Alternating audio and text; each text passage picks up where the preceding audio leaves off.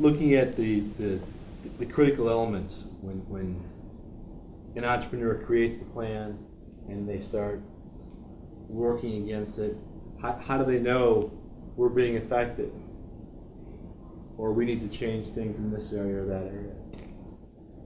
Because you're measuring standards. You have a meeting with your team and you're saying, okay, we didn't make it this week, why not? What prevented us from getting our task done? And each person in that room has to explain what stopped them from doing a task. And sometime in every company you'll find somebody that's too busy playing politics that wants to be in control, that's working around talking to everybody. And sooner or later you're going to figure out that one person is the one that's holding everything back because they're not sharing the knowledge.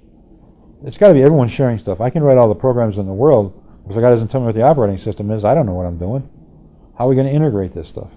What you're doing is every component of that plan should be written by the person responsible for it and then compiled. And maybe you get an outside person to help you make it look better. But you and your team are supposed to be writing those sections. So if something's not getting done, that person should be calling a carpetbagger for the president and say, you said we'd have this done by this date. How come we don't have it done by this date? You know, tell me what the obstacles are. What is the problem? Do you need more people? What is the problem? You know, have we misstated something? Because everything that falls behind gets everything else out of kilter. You know, so you get everyone talking about it, and then say, let's go fix the problem. You know, let's not blame somebody. Let's go fix the problem. So you have to look at every week, you know, what's going on. You have to have your pulse on it. And you also have to be out in the marketplace if you're the CEO of that company. You better be out there finding out what's being announced. You can't work in a vacuum saying, I have the best product in the world. No one's going to have one like it. You know, we are in a global economy. You don't know what's going on all over the world.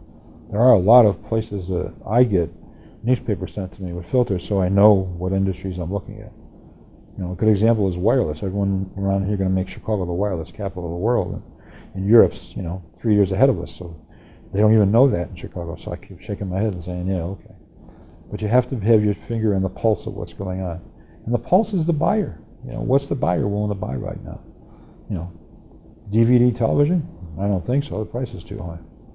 You know, and what's the broadcast? You know, people are buying DVD television so they can play DVD recordings of movies that they go to a video store and rent a DVD player and they put it in there. Now, classic example, no one's asked the consumer what he's willing to pay for that. That's the problem that happens a lot of times. They went through the whole big argument of broadband communications. Everyone's going to have broadband. Started out years ago, we're going to have fiber to the house. No one asked the consumer, what are you willing to pay additionally on your phone bill for this service? We just created this whole network of everything and said everyone's going to want this stuff. No one said, what's he willing to pay for it? You know, we have to ask the customer, what's he willing to pay for this? And if you can't meet that price point, then you can't be in that business.